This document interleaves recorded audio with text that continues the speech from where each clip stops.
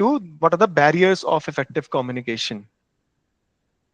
So what are the communication barriers? Effective communication is in workplace is not always easy.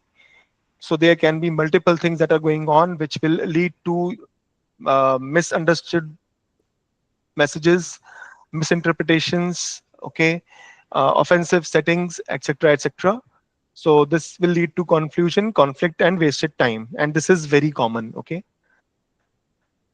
these are some of the communication barriers we are talking about. So some things we have already discussed.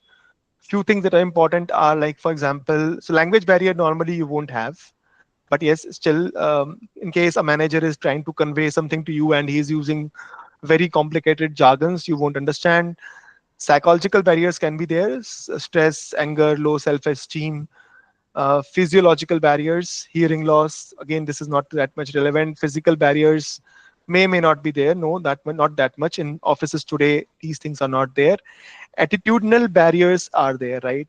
So, for example, if you are a person who doesn't like changes, right? So you might be not understanding what is happening around you. There can be systematic barriers where the people in the organization are not communicating in a proper structured manner. There can be cultural barriers, a difference in values that can be there. The most important thing over here is filtering and poor listening. Okay, so this is something which can happen a lot. Filtering can be a simple case that the manager told about certain work to be done to a senior team member, and then senior team member told it to a junior team member.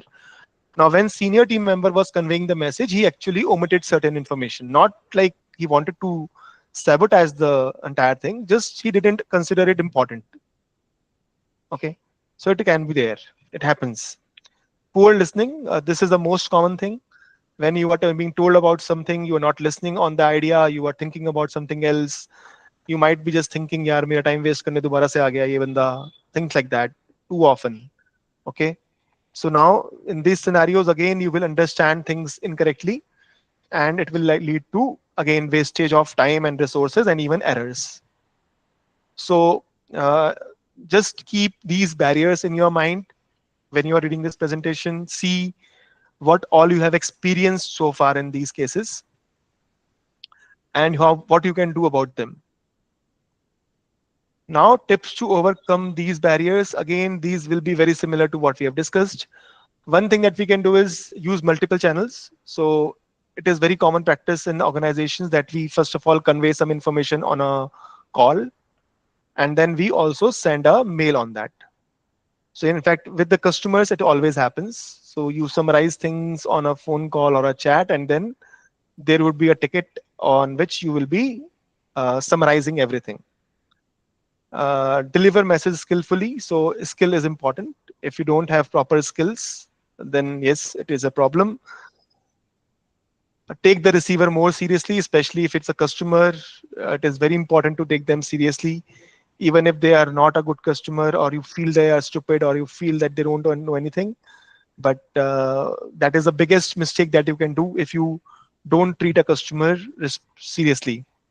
Be aware of your own state of mind, emotions, and attitude. Suppose you're not feeling good, you're not feeling low, you are angry. Those are very big cases where you can do a big goof up. Ensure proper feedback. We have seen that. So if you have conveyed something, ensure that the other person has understood it. While speaking to someone, focus on that person. And your message must be crystal clear. Once you do this, you will be able to overcome most of these messages, these barriers. And that's about it.